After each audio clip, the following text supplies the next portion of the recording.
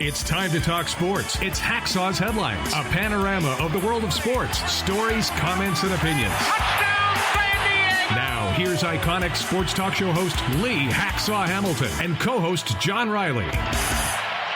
Who wants to talk sports on a Thursday? We do. From our DIXIELINE Lumber and Home Center studios in San Diego, it's Hacksaw's Headlines. Good afternoon, everyone. This is Lee Hacksaw Hamilton, along with my co-host, the venerable John Riley, and we welcome you back to our weekly podcast. We have a ton of topics on the table to talk about. Our podcast is brought to you by DIXIELINE Lumber and Home Center stores, 9 locations to serve you in San Diego. You got building plans for some time this winter into 2024. Your new best friend is at DIXIELINE Lumber. Before we get started, full disclosure, we welcome you back. We have been gone on hiatus for a couple of weeks. I had an eye procedure. John was with the rich and famous on a boat cruise. We had no connectivity, despite the fact he spent $1 million to take this luxury liner. He had no connectivity. We tried so hard to do a podcast on the road. It did not work out. We are back. We're ready to roll. We got a ton of topics on the table. And John, before we start, A, how was your vacation? And B, tell everybody how they can join our insiders group. Okay, well, thanks, Lee. It's good to be back. I know we've both been chomping at the bit. I was actually on a Caribbean cruise, and if you've ever been on a cruise ship, the internet stinks, and it's not conducive to doing a live stream. So we were kind of on a break, but, you know, it's holiday season and everything, but we're glad to be back. Hey, if you want to get involved in Lee Hacksaw's Hamilton's insiders group, man, this thing's blowing up, Lee. We're building the mailing list. Go to leehacksawhamilton.com, sign up, and we'll send you information about the best 15 minutes of sports. Plus, we've got a lot of great things cooked up for 2024 to be announced. And a reminder, if you like what we're doing, we asked you to subscribe and we asked you to share. Therefore, you will get the notifications every time we put something up, and we do it a lot with our YouTube channel. And if you like sports, you need to sample my website. That's the address right across the top, leehacksawhamilton.com. I run a ton of stuff every day. You won't get what I give you anywhere else. John, topic 1. While you were gone, it happened. It happened, yeah. I mean, we have a little bit of catching up to do with the news, but we have to talk about this Juan Soto deal. I thought going into the winter baseball meetings, it was a twofold question. Would you be a better team if you kept Juan Soto and this batting order together, because these guys are going to bounce back? Or would you be a better team if you traded Juan Soto, got the financial relief you needed, and then could reinvest to go fill the other holes? Tough call. Padres' hand was forced. They trade Juan Soto. He goes to the New York Yankees. You tell me, salary dump or win-win for both sides? They had to cut the payroll. My big question, did they get the right players? I think not. If you look at the Yankee roster at the end of the season, their top young players at Yankee Stadium were young pitcher Clark Schmidt, power hitting outfielder Jason Dominguez, second baseman, third baseman, power hitter Gleyber Torres, and 2 hot minor leaguers, Osvaldo Peraza, a second baseman, and Ev Pereira, an outfielder. They did not get any of the top young players at the top of the Yankee roster in the final week of the season. Now, they did get a pretty good starting pitcher in Michael King. Record wasn't great. They had a 2.48 ERA, which to me is a really impressive number. They got, I think, a really good pitcher, Drew Thorpe, 14-2 last year. Lower minors. Might be a year and a half to 2 years away. Not a power pitcher, but a very crafty pitcher. They got Johnny Brito, who was a part-time starter, part-time reliever with the Yankees. Randy Vasquez, who had a 2-2 record with a decent ERA coming out of the bullpen. And journeyman 33-year-old catcher Kyle Higashioka. John, in essence, they traded an MVP like Juan Soto, and they only got one established starter in Michael King, one hot prospect in Drew Thorpe.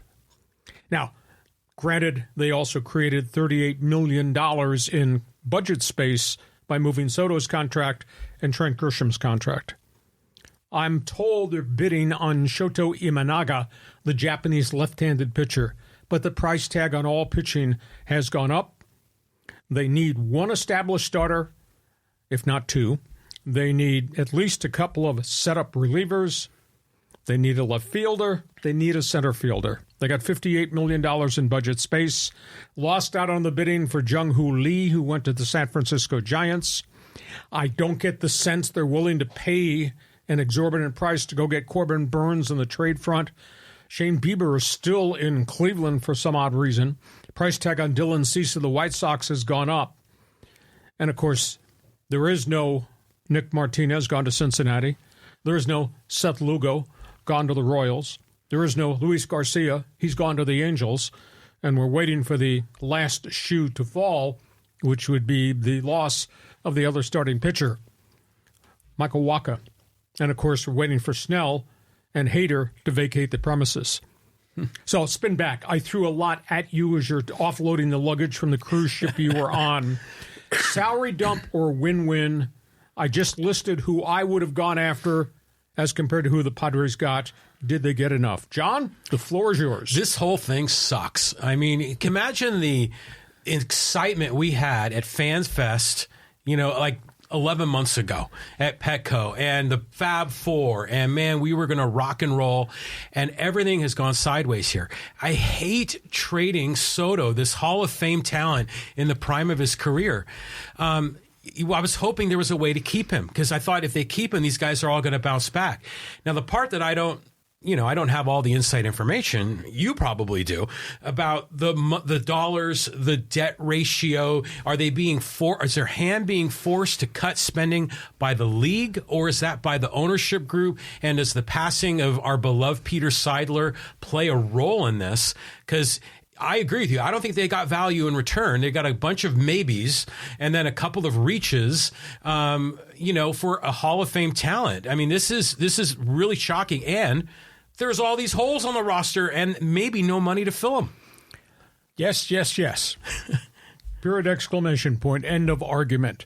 Hand was forced by Major League Baseball because they had to get in compliance with the luxury tax thresholds.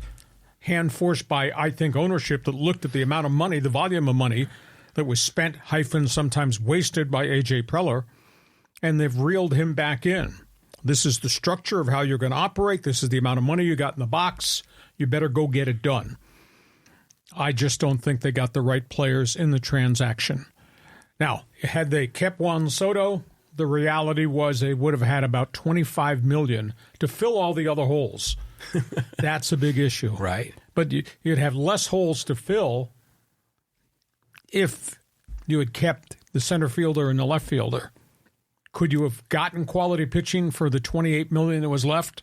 One starter, two starters, two relievers? Probably not. But A.J. Preller created this situation. This situation might eat him alive. If this turns out to be a crap season this coming season, I think there are going to be a lot of heads to roll, and his might be the first. Is he a wizard? Has he been a Houdini?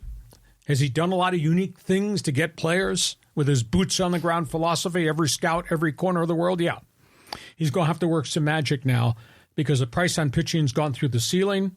He can't, should not, damn you, better not trade any of these prospects at AA and Class A. Mm-hmm. So that's where we are right now. End of the day, Michael King will be a starter. Tharp will be delivered a year and a half from now. They got Robbie Snelling coming within a year to a year and a half.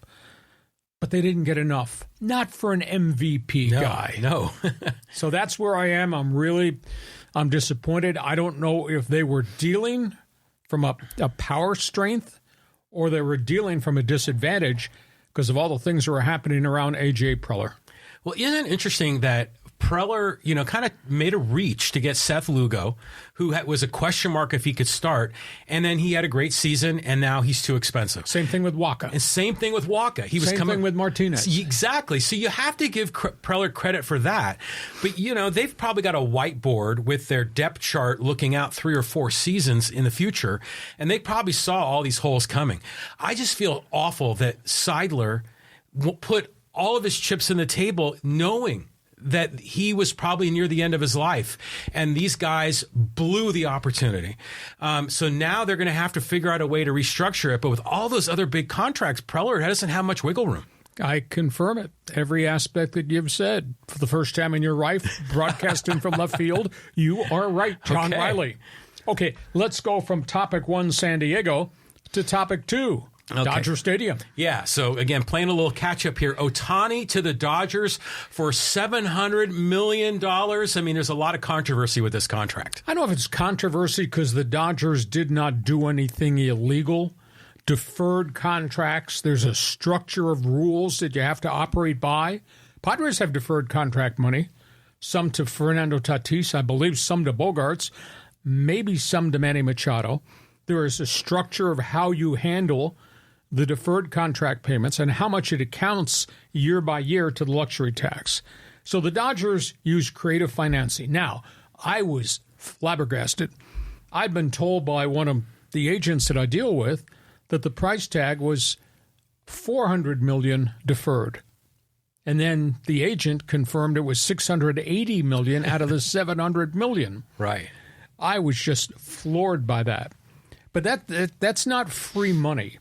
The Dodgers, will owe him all this money starting in 2034 when his career is probably over. He agreed not to take any interest in the deferral.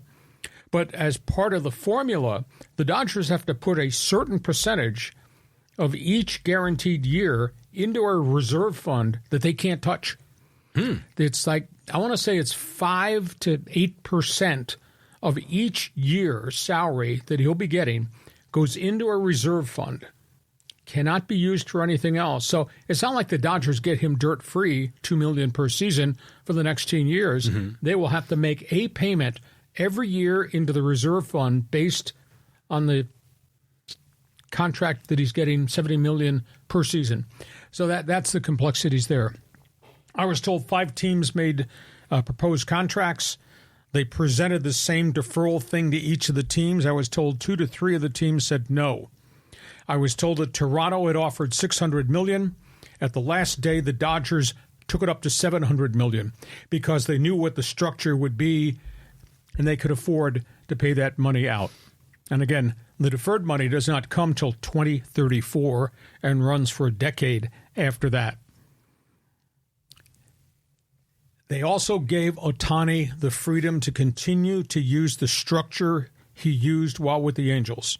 His own set of doctors, his own training regimen, his regimen to rehab, although he will use the Dodger doctors as part of the rehab because the Dodgers do have a good history of helping guys rehab.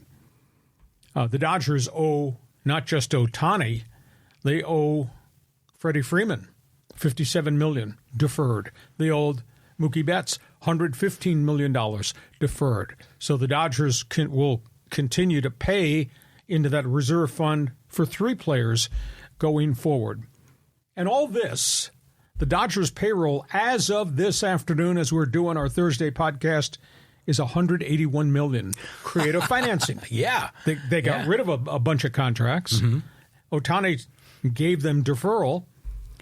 They still have about $53 million to use to go get more pitching.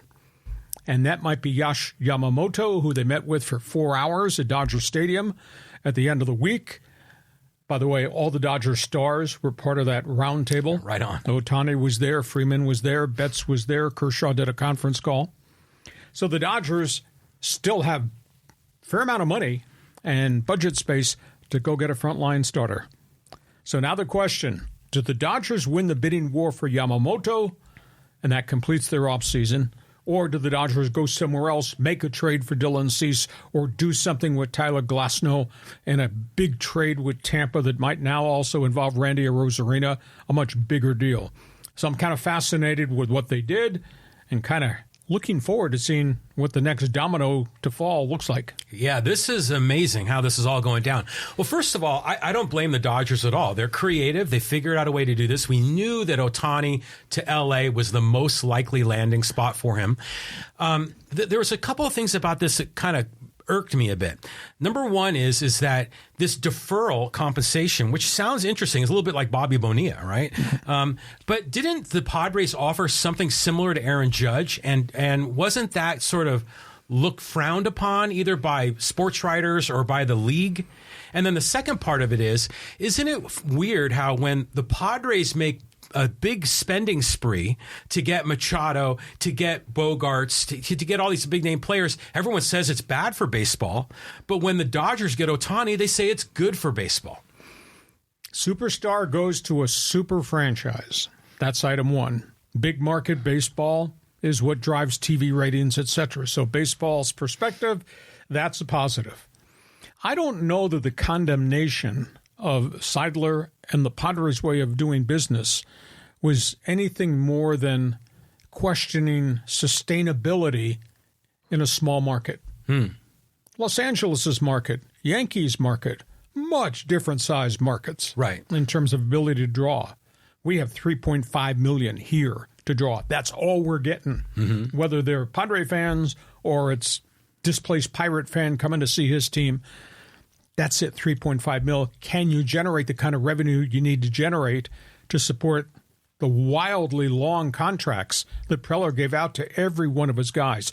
So that's a big issue. I don't know that it was so much a condemnation of Seidler, what the hell you doing, as it is the word sustainability. And, of course, the Padre people got all peeved that anybody nationally would question their ability to sustain what they did. Well, 1 year later, here we are. What's the answer? Not sustainable. Well, but that's not because the Padres have a cash flow problem.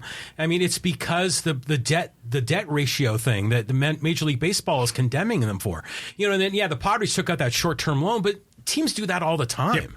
Yep. That's not an indication of any sort of crisis. So, I don't know. I mean, Ohtani, the Dodgers, it sort of seemed inevitable. Good on them for this creative financing, but maybe when they do the next collective bargaining agreement, this sort of thing may be addressed. Needs to be addressed further. Do we want to circle back to the topic we talked about 2 months ago about salary cap, luxury tax, Florida spending, which makes baseball a better sport for people in Kansas City and Detroit, Pittsburgh, the Yankees and Angels and Dodgers, and they're going to do what they're going to do. Baseball has to make the competitive balance better in all of baseball. So now that all the goodwill you had on your Caribbean cruise has gone out the door, now you're eternally pissed. Are you more upset that the Padres didn't get the right package for Soto, or are you more upset at the whole funding deal the Dodgers executed to get Showtime? No, I mean, I'm good with the Dodgers, their creativity. I mean, tip of the hat to Friedman and his guys for putting that together, and Ohtani for suggesting the idea. I mean, it may turn out to be a boon for him. I mean, obviously, the time money thing is not going to be as valuable down the road, but I mean, I think the Dodgers are probably still not going to be a guaranteed lock. They're still going to have the Dodger curse and Dave Roberts and all that other stuff to deal with. And Ohtani can't pitch. But I am still kind of rubbed the wrong way by the whole Soto thing. I wanted to keep him. And if their hand was forced, that's upsetting. But I was afraid it was going to be like the Jake Peavy trade, where you get like Clayton Richards and a bunch of maybes. And I think that's what we got. Sorry to have ruined all the good experiences you had on vacation. But topic 3, at least you're not an Angel fan. Oh, imagine what they feel in the 949 area code. Oh, I mean, it's brutal. I mean, I in fact, one of the couples that was cruising with us, they are Angel fans, hardcore Angel fans. And they knew Ohtani was going to leave, but they still have hope. They're kind of faithful, just like Padre fans. Okay, Angels. The Ohtani era is over. Left behind, Arte Moreno, the owner, and a real substandard roster with virtually no pitching. They got $33 million that they could have used. Now they're going to have to turn around and make some deals. How are the Angels going to fix a franchise when they don't have much to trade from their farm system? Whatever they have on the roster outside of Mike Trout is kind of negligible in terms of trade value. How do you fix this? Their deals so far in the offseason, they made a trade to get a 168 hitting first baseman from the Braves, Evan White, former number 1 draft pick. Made a trade to get a minor league pitcher, Tyler Thomas, who's yet to show he can do it in the show. They signed Willie Calhoun, who's been with 5 different clubs to play in the outfield. And they went into the market on one-year rentals and got Luis Garcia, the ex-Padre, Adam Simber, formerly of Tampa Bay, Adam Kolarek, who's been a bunch of different places as a short-term 3-batter left-handed reliever. That's the offseason. And you still got Artie Moreno there operating the way Artie Moreno has operated. Just to me, Angel baseball is just devastatingly bad. Yeah, it's really ugly there. But in a way, if you're looking at the glass half full, that not having Ohtani gives them the ability to spread that money around and get because they need a lot of good players. But this franchise just seems forever doomed. They should be so resource rich, not just being part of LA market, but being in Orange County where there's so much money there. Orange County is its own market unto itself. It is, yeah. And there's this huge money in South Orange County and along the coast there. So it's unbelievable that franchise hasn't been better. But have they been talking about certain free agents they're looking to sign, like Bellinger or anyone else maybe going to Anaheim? Well, they've got money. Obviously, they got holes everywhere in their roster. Do they want to spend the money? Will they spend up to $200 million next season? I don't know. They were over the threshold last year for the first time, got under the threshold when they did the fire sale, but they just don't have very much talent. Thank goodness spring training doesn't open a week from Monday, but guys are coming off the board at a pretty quick rate now in free agency. Yeah. And unless there's something hidden like Blake Snell is going to be an Angel, unless something like that happens, who are they going to go get that's going to be a difference maker? Because they need volumes of talent coming in the door. So that's where we are. I will say this in closing about the Angels. Ohtani. People should not be angry. A lot of social media have written some really nice things about Ohtani. Ohtani responded with generous thanks for everything he experienced. So we should say thank you for the chance we get to see a generational player who, by the way, came here at a discount. He left Japan early, had to take a lower price tag, and he chose the Angels. And I will say this in summary. Ohtani to Dodger Stadium, I think it was a comfort zone of living in Southern California. Sure. It was, I think, in all honesty, trust of an organization that historically has treated its players great and has taken care of all of its injured pitchers. They're really ahead of the curve in terms of rehab. And I just don't think he wanted to go anywhere else in a very, very different venue. Could he have been a Yankee? Yeah. But could you imagine the glare of the spotlight in the Big Apple with all that media? I mean, he had a special comfort zone pitching for the Angels, and how he dealt with the media. It would not have been that way at Fenway Park in New York, or if you went across the border, probably to Toronto. So the Dodgers get Shohei. Angels don't have any players right now, and the Padres have half a roster and no Soto. Wow. As the world turns. Hey, we get to halftime, our Thursday podcast. We are back. Glad to have you with us here on Hacksaw's Headlines. Our podcast brought to you by DIXIELINE Lumber and Home Center Stores. John, I don't know what projects you got done once you get beyond Christmas week, but explain to everybody how DIXIELINE Lumber becomes your best friend once we turn the calendar and we get to 2024 and there are projects that you want to solve. Well, it kind of depends on the time of the year, right? And now with Christmas season, a lot of people are putting up other decorations. We're working on in our house. But people also put stuff in storage, and they get these crates or these bins in their garage. DIXIELINE sells all that stuff. So, the Christmas outdoor decorations, the storage solutions, the tools, which are obviously great, gifts for dad for Christmas. There's a lot to be had there. But, if you're talking about windows, doors, kitchen, bath, decking, DIXIELINE's the bomb. DIXIELINE Lumber, been in business for 100 years in San Diego, 9 locations to serve you. Drive over, take a walk through, talk to one of their sales representatives of what they could do for you.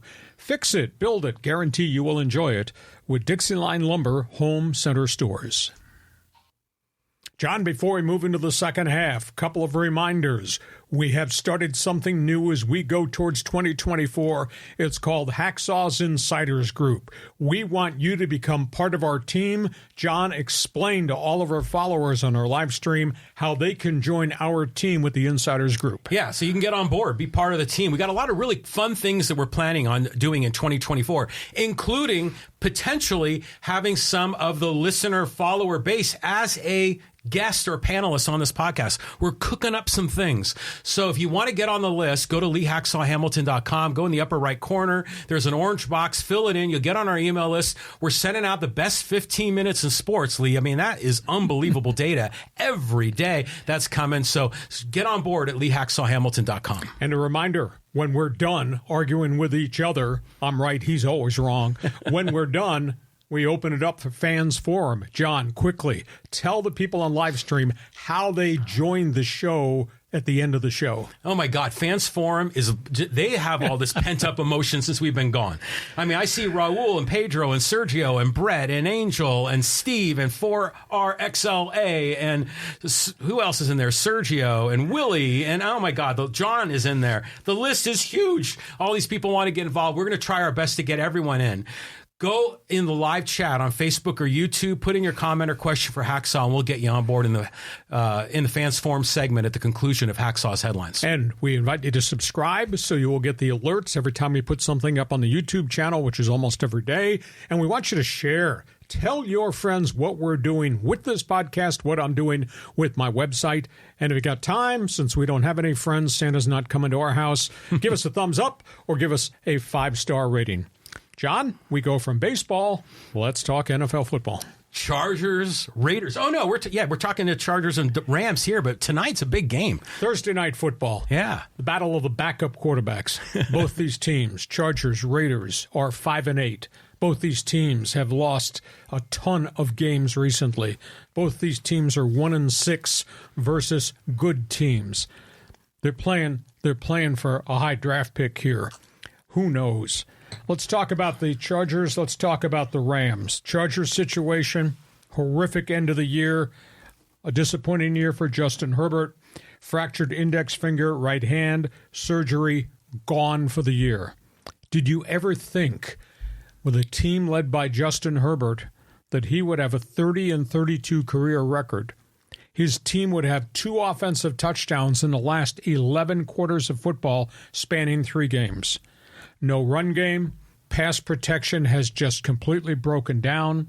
Keenan Allen is now out, 108 receptions. He can't play Thursday night. Defensive secondary has faltered. There is no Joey Bosa. Khalil Mack has been playing like a maniac, 15 sacks, but there's no help around him.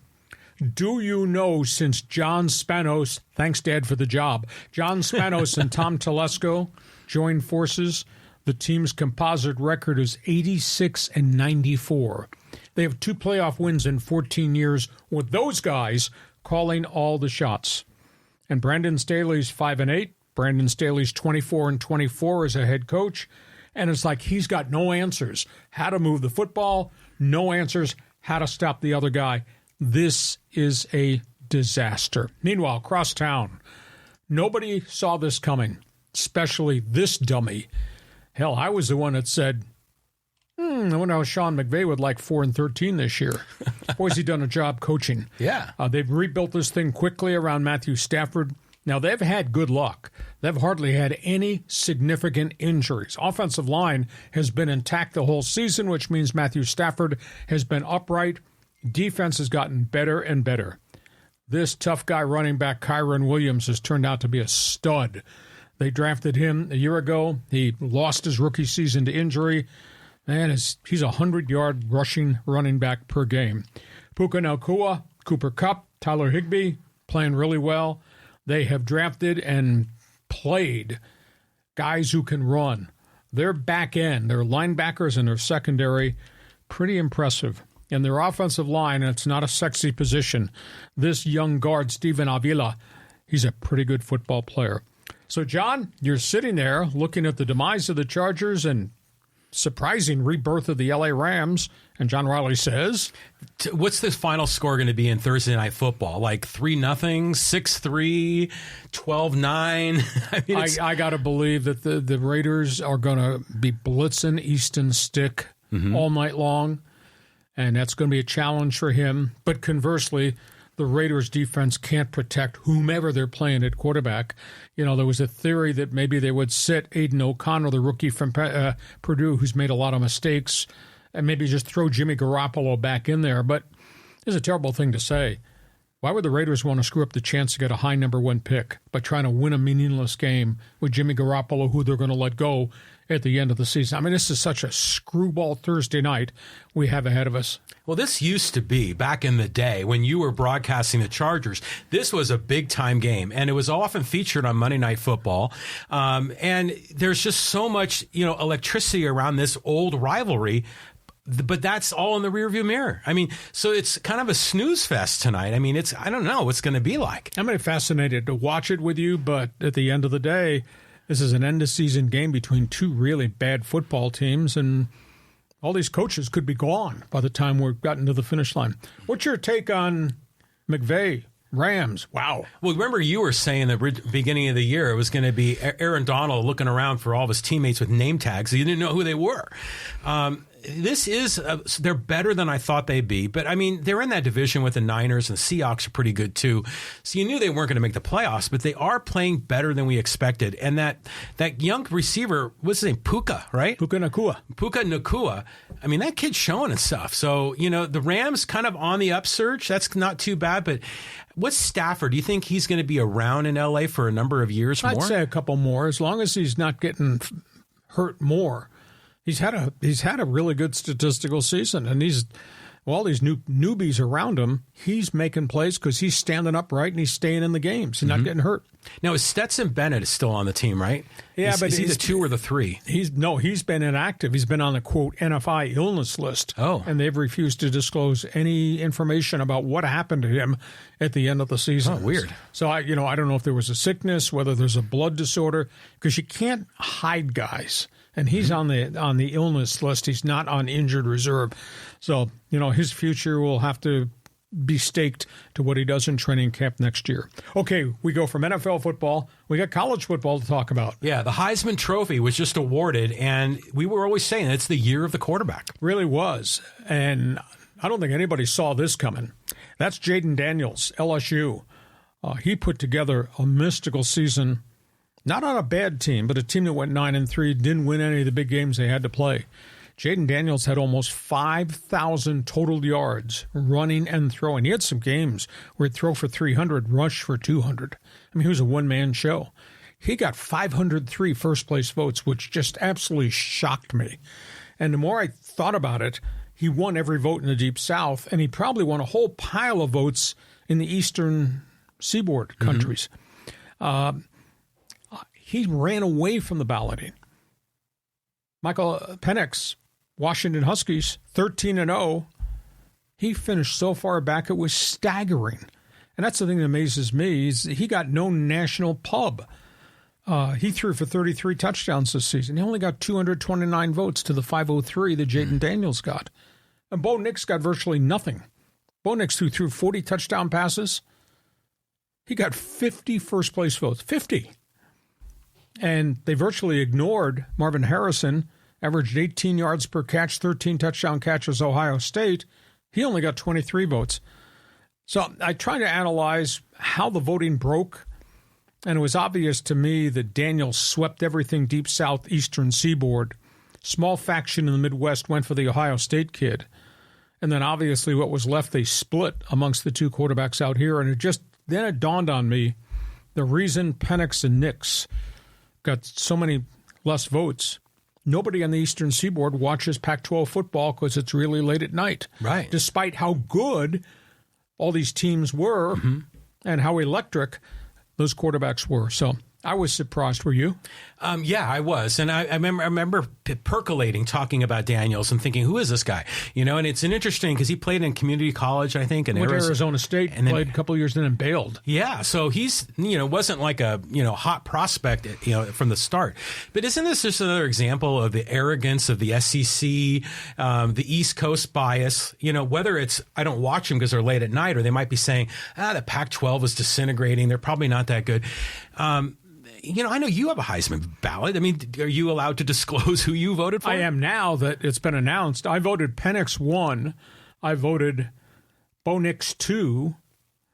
Penix got my vote because he beat Oregon twice. Yeah, exactly. That's who I would have voted for. And he made a lot of plays, whereas Bo Nix is like robo quarterback, just a systems guy. And I voted Jaden Daniels 3. Daniels put up phenomenal numbers, but he was the only thing they had, and they just leaned on him. We might never see a 5,000-yard quarterback in college football, so he was a unique guy. But I voted for the Washington quarterback, but again, I was in the minority. Okay, we go from that to what's going on in football here in town. Yeah, there's a lot going on with San Diego State, with coaches, and even a new quarterback signing. Well, big story that broke in the last 24 hours. They won the recruiting battle for Danny O'Neal. He's a 6'1" quarterback from Indianapolis Cathedral. A couple of state titles back there. I asked a scout, how do you look at this kid? And he says, this kid looks like Drew Brees who can run. Because the kid is a scrambler. He makes plays. But he's only 6'1". I think he's 190. Phenomenal statistical accomplishments. No huddle offenses in high school. He walks in the front door here. That's what they're going to run. I call it Aztec Air. They're going to throw the football a lot. Dan O'Neal is going to enroll early. He graduates in December. He's going to enroll at San Diego State for courses in January. He'll be there for spring football. The kid obviously was wanted. Miami of Florida wanted him. Northwestern wanted him. He chose here because of Sean Lewis, the coach who had recruited him to Colorado. He was an early commit at CU and then backed out when he heard that Sean Lewis was leaving, and Lewis winds up landing him. So that's the first cornerstone to Aztec Air's new offense. I think it's been a dreadful couple of weeks at the Aztec Athletic Center. 19 kids are in the transfer portal. The entire offensive line has gone. I don't understand why these kids reacted so quickly and decided to opt out without seeing what Sean Lewis was going to do. Anybody read his biography? Anybody talk to anybody that was at Bowling Green, at Syracuse, at Kent State, what he did? Some of the Aztec players had to see Colorado games and what Shadur Sanders did with the formations and the offense and what they did before the team fell apart at the end of the year. I'm shocked that so many Aztec players would vacate. Their top offensive lineman, Cade Bennett, transfers out, 2-year starter here, going to TCU for his final year. It's his third school. All the younger offensive linemen that Brady Hoke put on the field, force-fed them, developed, they're all in the transfer portal. Whole pile of his players defensively, led by Cooper McDonald as top linebacker, transfer portal. Guys in the secondary, Des Malone, starter, gone, just committed to Colorado. Marcellus Radcliffe, the great young freshman safety, UCLA. Wow. I'm just shocked that these kids would jump ship so quickly rather than giving Sean Lewis the opportunity to show them what he could do roster-wise. So I'm disappointed. Lewis has been able to hold, I believe, 11 of the top 12 recruits that had committed to Brady Hoke. That's important. But he's got no offensive line, and he's lost a ton of people on the back seven defensively. He has filled his coaching vacancies. He has hired a coach from Colorado, offensive line coach, who was with him at Kent State. He's hired 2 defensive coaches. One's going to be a coordinator, Evan Schmidt, just coming from the University of Washington. So he's filling his staff with his guys. And a bit of a surprise, they are not going to run the defense that they ran under Rocky Long and under Brady Hoke. They're not going to run the 3-3-5. They're going to run what they call a 4-2-5. He's been a little bit slow getting commitments from the transfer portal. He's got 2 that I know of. One's a defensive lineman. One's an offensive lineman who's coming from North Dakota. So he got a lot of road to make up there. One side note, the whole Matt Araiza story is now complete. Matt Araiza and the woman who countersued each other for defamation have dropped the lawsuit. No financial settlement. He does not pay anything to her. Now, he's on the hook for the legal fees. He retains the right to sue her attorney for the things the attorney did, defaming his character when the story broke. The attorney did a lot of stuff on social media, which was, wow, you're saying this about him? Never been arrested? So now the window opens to see if anybody will call him, bring him in for the final 4 weeks of the season for a tryout, or whether he'll just go into the winter and then start making visits. His agent, Joe Linta, who's based here, very upset at just the way this whole case evolved, the rush to judgment, condemning some in the media for what was written, what was said, and said that this young man lost 2 years of his pro football career based on false allegations and fabrications. Mm-hmm. But it's too bad. You know, I'll swing back to what I told you months and months and months ago. Since when does stupidity stop a guy from going to the NFL when you consider who's on what roster and some of the things other guys have done? For sure. Never got charged. I think he kind of got blackballed. I do think he'll get opportunities now. But 2 years of his career, his life, his physical abilities have now gone off the clock. So, okay, so that's where we are. Your comments on the Aztecs, your comments on Matt Araiza. Well, first of all, I'm happy the Matt Araiza thing is resolved. I mean, that was just kind of murky and dirty. And you know, he was falsely accused, but he wasn't an angel that night. So he did something stupid, but since what is stupid stop you from going to the NFL. Exactly. So I'm with you there. So hopefully he gets his shot, but he's a punter, so you're not sure. But going back to the new coach, Lewis, and a transfer portal. On one level, you think, okay, if the players are going to maybe go to UCLA or go to like some top tier school, great, good on them. It's an opportunity for them. But I bet a lot of those guys in a transfer portal are going to end up nowhere, or they're going to end up on a lower quality team, a lower tier team, because it's an unknown when you go in that transfer portal.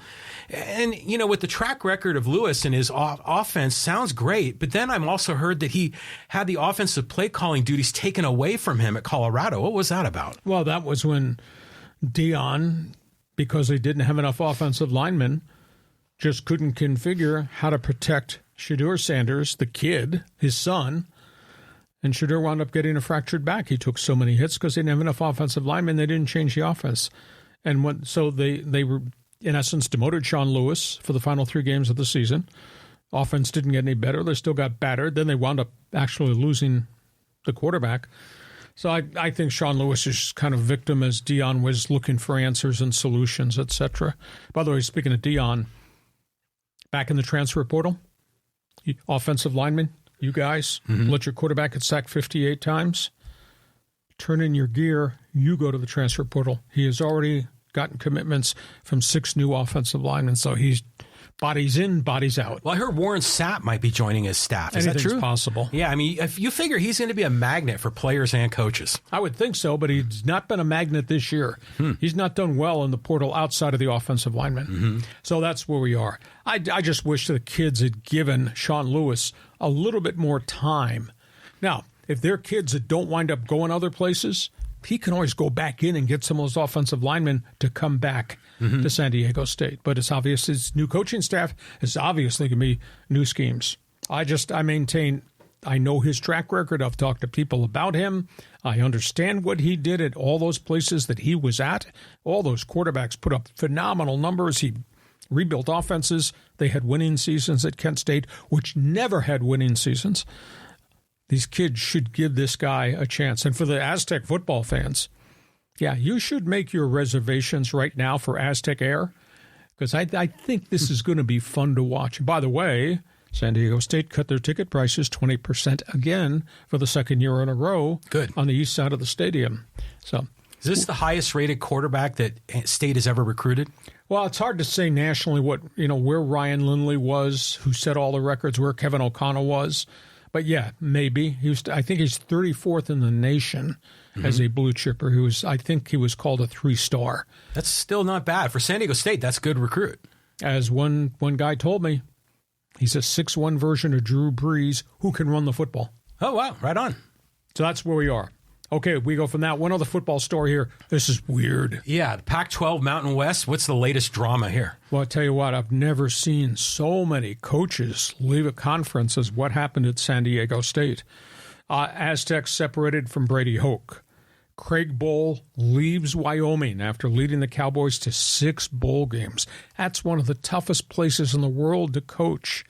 He's gone. Jeff Tedford steps aside at Fresno State. He's got ongoing heart issues. New Mexico hit the eject button on their coach. Boise State, of course, had fired Andy Avalos. They promoted from within.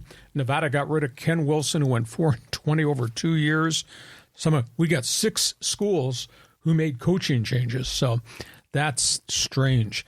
And then the players going into the portal. Now, San Diego State may lead the world with how many players have defected. 19 are in the portal. The biggest surprise is what happened at Boise State. Talon Green, who had been a starter for a year and a half, went into the portal and within days signed at Arkansas, and he's gone. He had 2 more years, and he'd put up really good statistics at Boise, and he liked the head coach, the replacement guy. He's gone. He's gone to Arkansas. So it's what an off season in the Mountain West Conference. And then obviously we got the Pac-12, which is now down to Pac-2, and we're waiting for the end result of the court case. There's just so much volatility in both conferences, right? You know, the Mountain West thinks they're on the rise, think they got a chance. The Pac-12 is dissolving, and everyone's kind of going sideways on this thing. Do you have hope that this potential merger is going to actually work? Do you think it's going to be a successful merge? It's going to happen 2 years from now. It won't happen until the current TV contract is gone. But once that TV contract expires, all the exit fees from the conference are gone. That's good. So that means we could take 6 teams from the Mountain West. They jump to the Pac-2 with Oregon State, Washington State, and you have a new Pac-8 conference or whatever they're going to call it. Because you wouldn't have to take them all. You could cherry pick who you want. Exactly. I think that's the end result. I think that's what's going to happen. But we're going to play through interlocking schedules in 2024 and 2025. Oregon State, Washington State will play everybody in the Mountain West. So that's how they're going to fill out the schedules. And then once the TV contract expires at the end of the 25 football season, free agency for San Diego State and everybody in the conference, and then we'll see who's running the Pac-2 by that point and how many they're going to take. So keep that in mind. We go from football. We got basketball. We're going to try to buzz through this quickly here. Yeah, Lakers and Wembanyama was like last night. Yeah, Lakers right now, as hard as they've tried, they've had so many nagging injuries. They're a 2-man team, and we're only third of the way into the season. And if LeBron doesn't do it and AD doesn't do it, the Lakers don't win. And those guys supposedly were on a minutes limit. Well, that went out the door the second week of the season. Here's LeBron's playing 38 minutes a game. Jeez. And AD is playing possessed. But they still are just really deficient in terms of depth because a whole bunch of guys they brought in we thought were going to be difference makers coming off the bench have all been nicked and hurt. Some of them haven't even really gotten on the court. Rumor is out there that the Lakers are trying to make a trade to get Chicago guard Zach LaVine. Oh. And he's a three-point shooter. And he'd be a pretty good addition. They'd have to pay, I think, a bit of a steep price to make that happen. I'll say this about the Clippers. We had huge questions. You know, could you use more than one basketball on the floor at one time? Could you make all these guys play together? Well, they jury-rigged the starting lineup a week into the season after that lousy start. And they are really hitting on all cylinders right now. Kawhi Leonard, Paul George, what James Harden has done, and Russell Westbrook decided he would go to the bench and be first guy off the bench. Now, he's not as explosive right now as he was last season when he got there, but the Clippers are starting to play well. I think they've won 9 of their last 12. I've seen bad basketball, some really bad teams. I don't think I've ever seen anything like we're seeing in Detroit. The Pistons, 21 losses in a row. They were 2-1 to come out of the gate with Cade Cunningham and all these Jalen Duren, all these high draft picks. They were 2-1. They've lost 21 games in a row. Now, I've watched 2 of their games on TV, and there is no energy. There is no commitment to defense. There is no toughness. It's like it's three-point shooting spree, and they're getting killed at the other end when they don't make their baskets. They're just terrible. And it's been tough in San Antonio, and I thought it would have been better, although they're playing really hard, because Greg Popovich wouldn't allow them to loaf. Victor Wembanyama, he's quite a player. His game against the Lakers the other night, he hit 2 3-point shots at the end of the game that put San Antonio back in it, almost won it for him. He's not intimidated by the size, by the brute strength of all these veteran players. He's playing well. They just don't have a lot of firepower around him, but at least there they play hard. And the other story is this whole Draymond Green situation. Now he's been suspended indefinitely by the NBA for this flagrant forearm into the face of a Phoenix Suns player. His third ejection of the season. Now he's been suspended indefinitely, and the league and the union are meeting with Golden State's management to talk about sending him to counseling for some type of anger management counseling. He's so out of control. And Golden State's, they're not playing well at all. I think they're 5-12 in the last couple of weeks. They got roster problems everywhere, and now they got this social discipline issue with Draymond Green. And they might be at the end of the road because Klay Thompson can walk as a free agent. He's unhappy with the contract offer they made. They asked him to take a pay cut. Draymond Green doesn't hurt anybody with these flagrant fouls, but he hurts the team because he keeps getting suspended. And their young draft picks that they've thought were going to pan out have yet to pan out. So it's kind of like Steph Curry against the world right now, and they're not playing very well. So, John, there's a lot of basketball stuff there. Don't shoot any air balls. Give me some opinions. Well, I watched the Lakers-Spurs game last night, and you're right. Wembanyama the dude was dishing and getting these assists, and I'm like, wow, this guy's the real deal. But I remember watching that game, and boy, that kid McDermott, from Creighton, he was just getting pummeled and banged around and just had a hell of a game. Nothing was working for him. And then I'm watching Austin Reeves. He had a really nice game, and I looked at him, and I kept thinking, he looks like somebody. And I went, oh, he looks like Cameron, Ferris Bueller's best friend from Ferris Bueller's Day Off. I go, that's it. But going back to Draymond, I'm a longtime Warrior fan. I used to go to the games when they had Rick Barry back in the Oakland Coliseum, Al Attles, all that. But his act's tired, man. I mean, it's just gotten to a point. Anger management counseling is not going to solve the problem.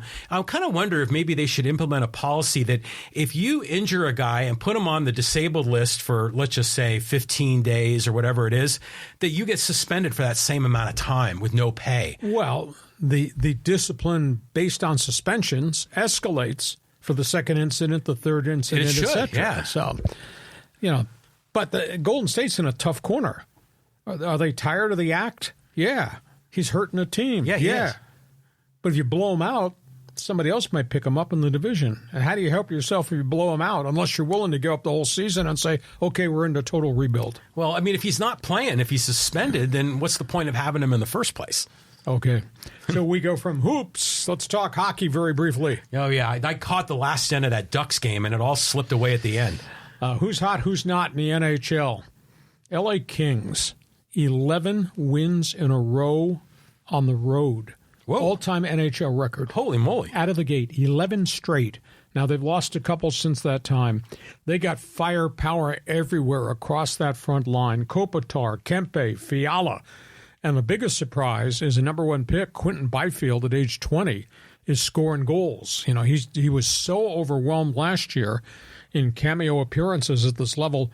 He's playing really well. So the Kings are a real deal in the Pacific Division.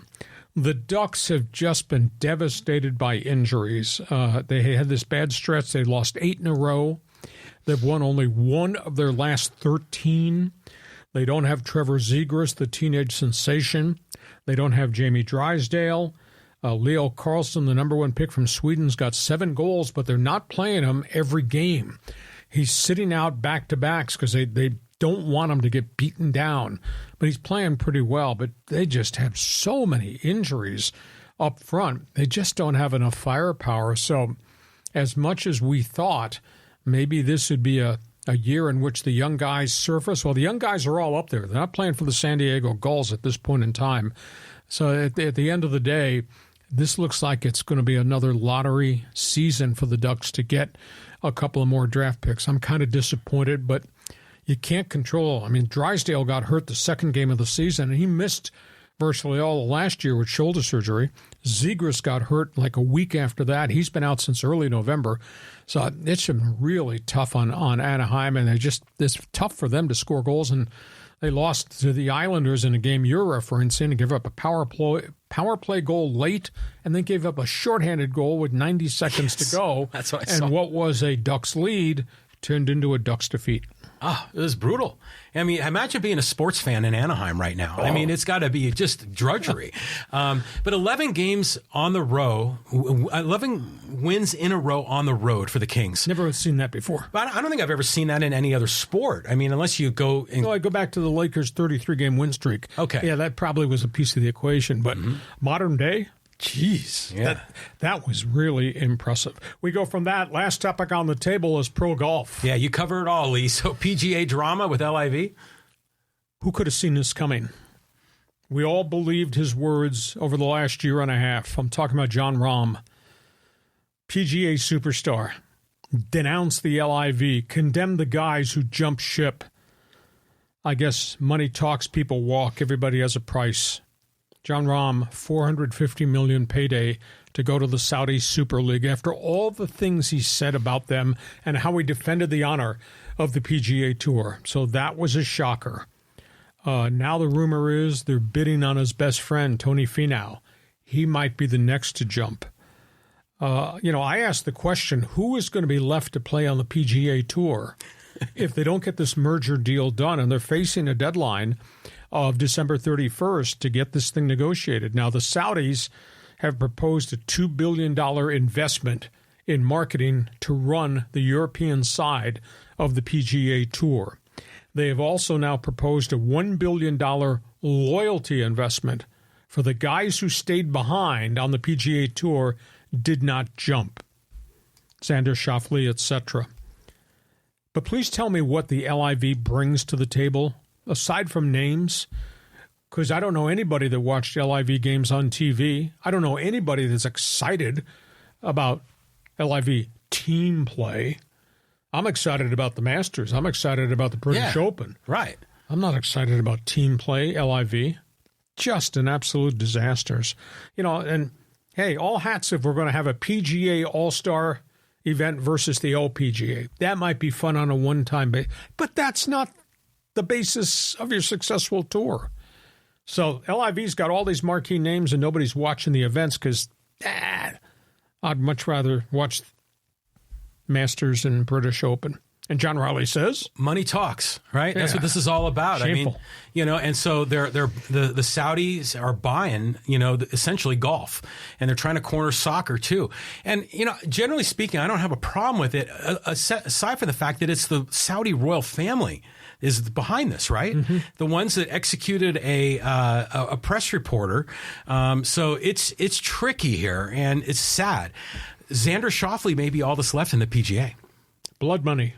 Yeah. It just turns my stomach when I think of that. Where the money's coming from, who those people represented. You failed to mention 9/11 and the Saudi hijack. Oh, yeah, that too. So that's where we are. Hey, just a quick reminder, if you like what we're doing, want you to subscribe to what we're doing so you'll get all the bulletins when we add stuff to our YouTube channel. Want you to share with all your friends, and you need to join us, Hacksaw's Insiders Group. It's free. Go to my website, LeeHacksawHamilton.com. Fill out the big orange box right on the upper right-hand side of the homepage. Get on our mailing list because we got some unique things that we're planning for 2024 if John doesn't take any more global tours along the way. Okay. And don't forget, our podcast is brought to you by DIXIELINE Lumber and Home Center Stores. 9 locations to serve you in San Diego. You can fix it. You can build it. We guarantee you will enjoy it with our friends at DIXIELINE. John's friends are now joining the program. Here comes Fans Forum. Holy moly, we got a ton of people here. We might be here till Saturday morning. Yeah, I think we might be. Okay, let's go to Pedro. Hey, was that Hacksaw on the MLB Network? That was Hacksaw with Chris Mad Dog Russo talking Padre baseball. That was on short notice. They contacted me and said, hey, we're doing something kind of creative right now because of what happened with Ohtani, what happened with Soto. Would you join us? So, yeah, I did about 12 minutes with Mad Dog, and it was really fun, and we buzzed through an awful lot of angles, and they like it. Every once in a while, maybe 3 times a year, they call me and say, hey, would you come on to MLB? And, of course, Dog and I go back a long, long time. Yeah, I was going to say, he must be one of the pioneers, just like you were in sports media back in maybe the 80s and 90s, right? Mike and the Mad Dog was the star show on WFAN in New York. Mike Francesa, Chris Russo. That was like a love-hate relationship. That was old guy, young guy. It was kind of cool. They started in August of 87 at WFAN. I started in August of 87 at Extra 690 in San Diego. So we have paralleled down the road. And Dog's got a great second career, what he's done on satellite radio, now obviously what he's doing on MLB. But yes, that was I. Hope you didn't spill your coffee when you saw me on TV. Yeah. All right. Hacksaw. This is from Angel. He says, Gleyber Torres would have been a great fit for the San Diego. Even with Soto traded, the Padres should be okay. They still have the bats. They just need healthy arms. Well, they don't have a left fielder. They don't have a center fielder. They're down at least one frontline starting pitcher, if not two. And they still have depth problems in the bullpen. So I'm not going to say they're going to be fine without Juan Soto.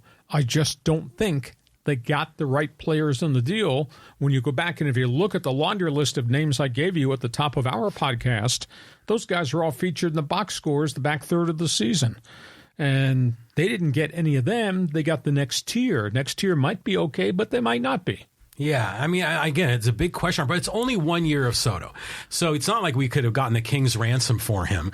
But what do you think? Maybe, what are they going to do with Jake Cronenworth? Because do you think he would pick up an outfield glove and play left? That's one of the alternatives. I don't know how they can trade him. I don't know who wants to take on that contract. The 7-year deal kicks in now at $10 million per season. For a guy to hit 229, you know, and the other issue is, you're going to trade Cronenworth? You have to pay half the salary? How is that a good use of what limited money A.J. Preller has? Exactly. No, I concur with you. I thought the same thing drinking coffee this morning. Why not just give Cronenworth a glove? He's such an athlete who's a grinder. Maybe make him a center fielder. You go chase fly balls. Well, make Tatis will play center, don't you think? No, they're saying Tatis is going to be in right. Really? Yeah, but so Cronenworth might be a steady guy to play in one of the outfield positions, but you still got to go get more players, and how are they going to go get more players? Next question. Okay, let's go to Steve here.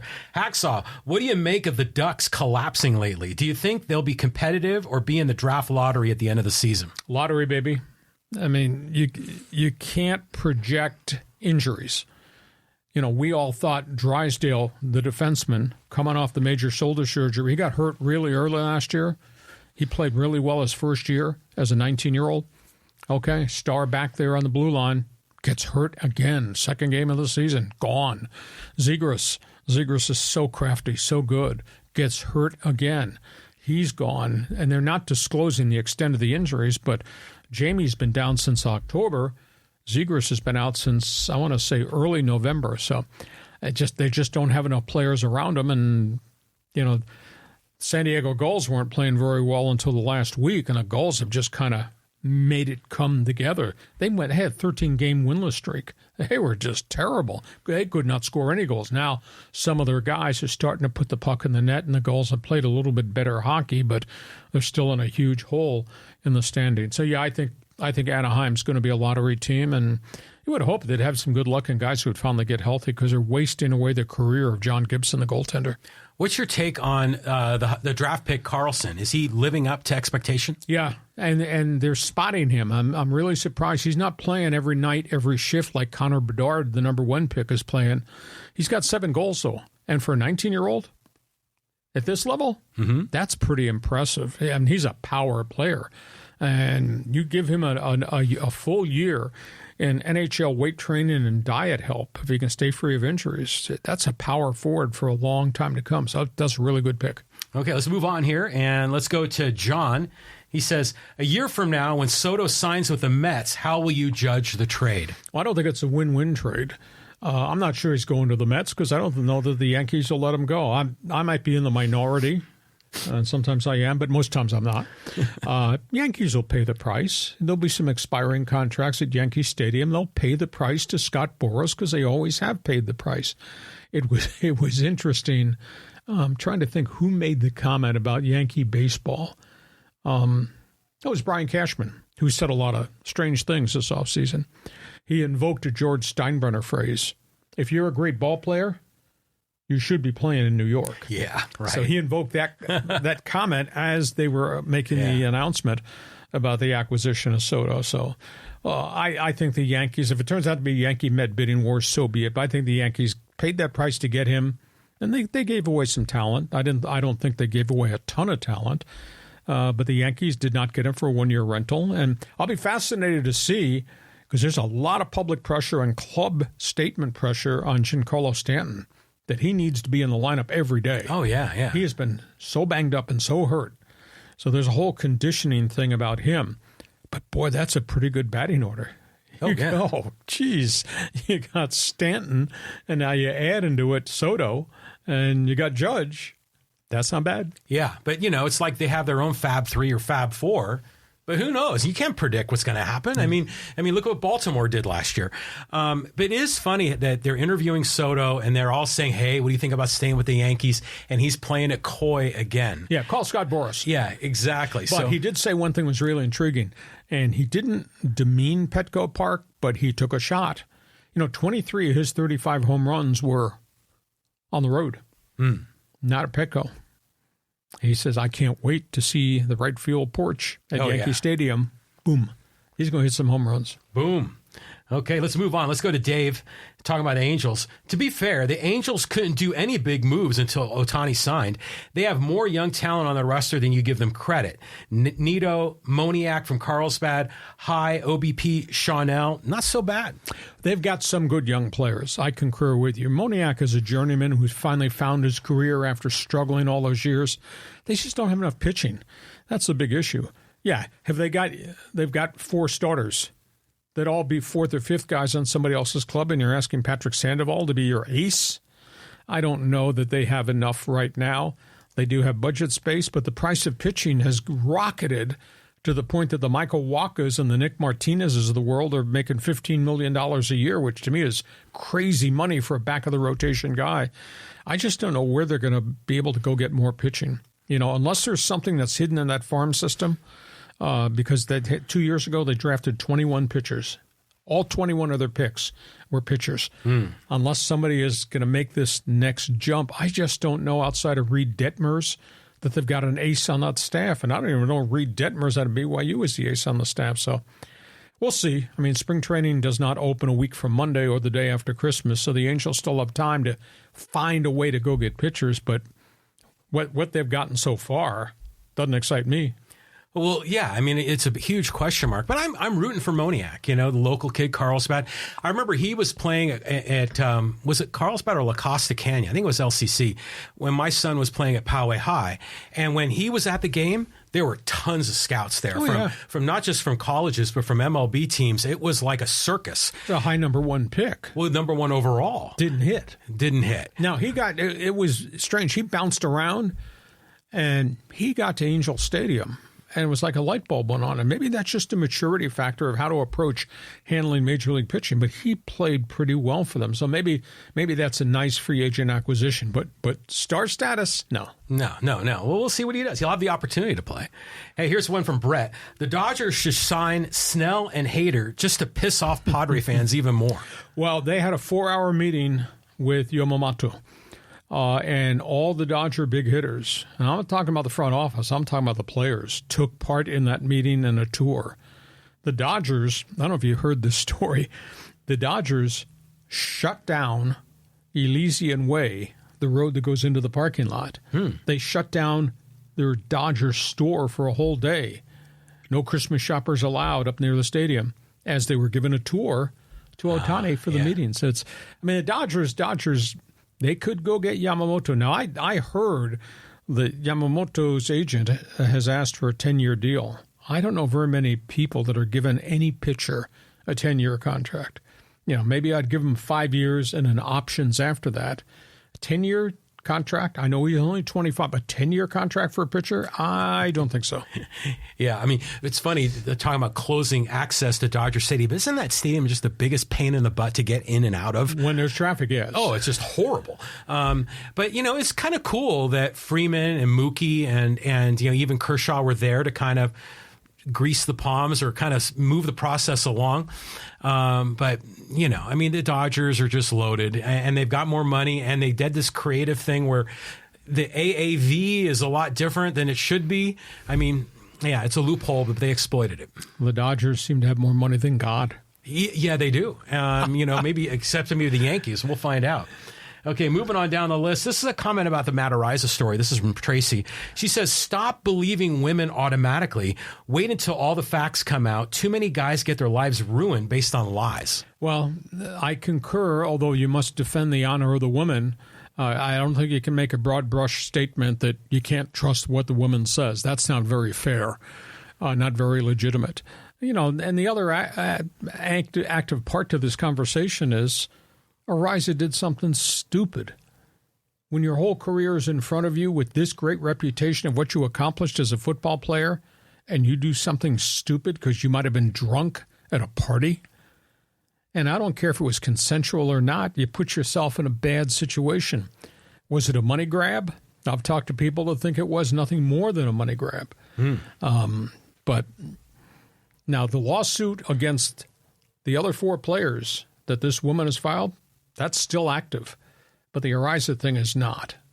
So I think the kid got screwed. He got screwed by the NFL.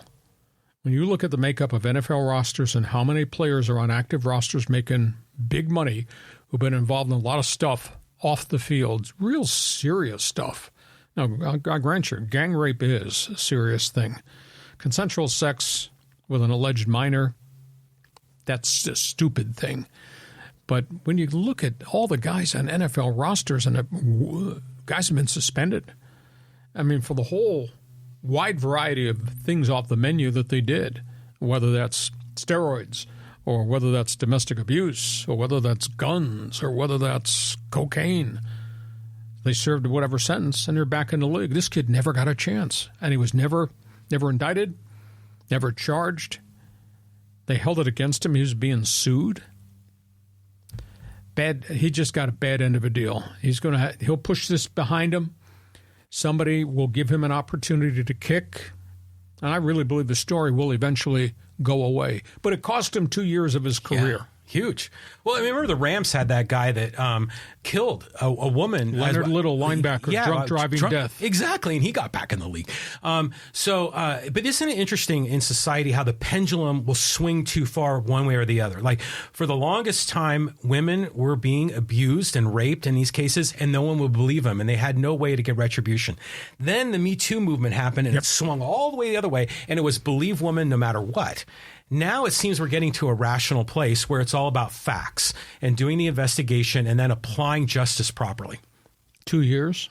Yeah. 2 years to accomplish that he wasn't guilty of anything except being a stupid senior at San Diego State? Yeah. That was a bummer, no doubt. We move on. Okay, here's a good one here. This is from Molly.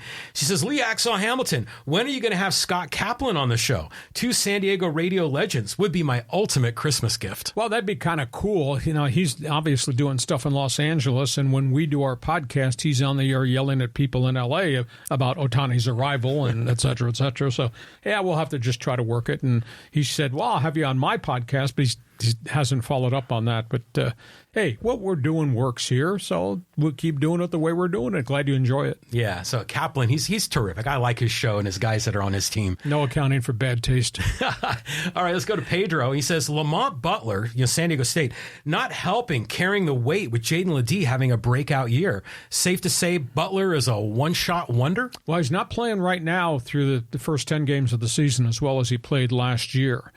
And then you add into that fact that, Darren Trammell was hurt with a shoulder issue, and he's just starting to come back. I think the whole thing at San Diego State, the success of their season, granted, I think Ledee is one of the best players on the West Coast. Amazing. But I think the growth of the season has to come from consistency from Micah Parrish. If they can get the big four to drop threes on a consistent basis, and he works hard, but if he can be a scorer, complemented by Reese Waters, the Southern Cal transfer, who's played really, really well. That collection will carry them.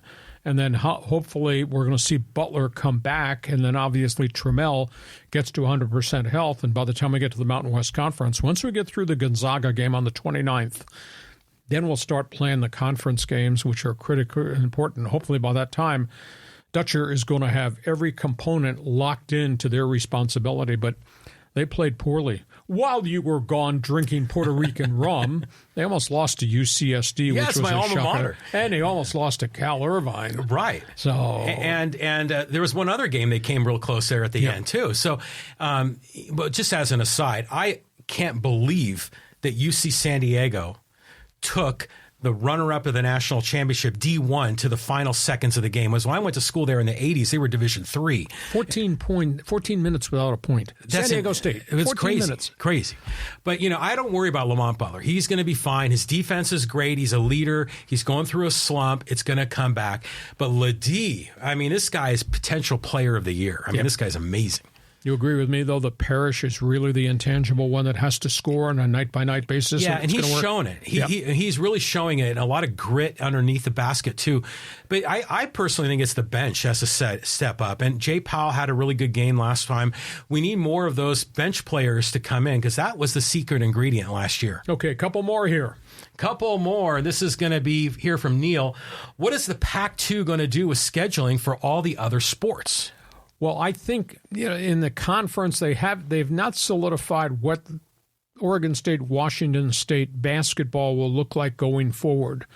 But I would assume that the Cougars and the Beavers are going to wind up playing every team in the Mountain West once the Pac-12 folds or those 10 schools leave. Now, maybe they'll continue to schedule UCLA or USC and some of the other schools. But I would think there'll be a basketball alliance, much like there is a football alliance. Now, it's a bit of a challenge because you're talking about scheduling a total of 32 games. Where do you go if you're not going to have 20 conference games that are going by the boards? Or will they keep that relationship with the schools on the West Coast? Maybe they will. Yeah, they got to do something. Well, even like Brian Dusher says that, NCAA sports are regional. And it needs to be that way. You can't be sending the women's golf team to play, on the East Coast. So hopefully they'll work it out. The Mountain West merger and rescheduling that way just makes too much sense. They've got to do it that way, right? What's wrong with you? You're criticizing SC and UCLA sending a women's golf team to go play Maryland? That doesn't make any sense. College Park? And besides, UCLA was so cash-strapped, and sure, they're going to get all this money for the football team, but I don't even know if the whole thing's going to pencil out. Time will tell on the rest of it. Let's see what happens with the football thing first. Okay, let's get one or two social medias in here before we wrap it up. Hey, here's a Chargers-Raiders comment. This is actually a comment from your website, Lee. People writing about your articles that you write. And this is from Chris. He says, TJ Simers penned the phrase Spanos goofs to describe the Bolts owners. They live off the goodwill of Kroenke, while the San Diego market has become a wasteland. Meanwhile, Oakland has devolved into a pit of progressive politicians losing 3 teams. Financially, Davis has built a legend in Vegas. He has 2 WNBA championships and seems to have a clue about the future. Time will tell if these teams can rebuild. The loser on Thursday is actually the winner. Well, the winner obviously helps himself in terms of the upcoming NFL draft. I hate to say tank it, but maybe the Chargers should just tank it and get more high picks. They need help. They need help, and they need some good luck. I don't know, and we get to the end of the season, we'll express opinions about Brandon Staley. And, people say, don't use injuries as an excuse. No, but it's an explanation. His quarterback has now had 3 major injuries in 2 seasons and has tried to play through it hurt. And he's not the same quarterback right now. That's an issue. He had 1 year where he lost virtually his entire offensive line. He had another year where he lost virtually all the key components on the defensive side of the football. And now his 3rd year, his quarterback has played hurt, and now it's finally gone down with a significant injury.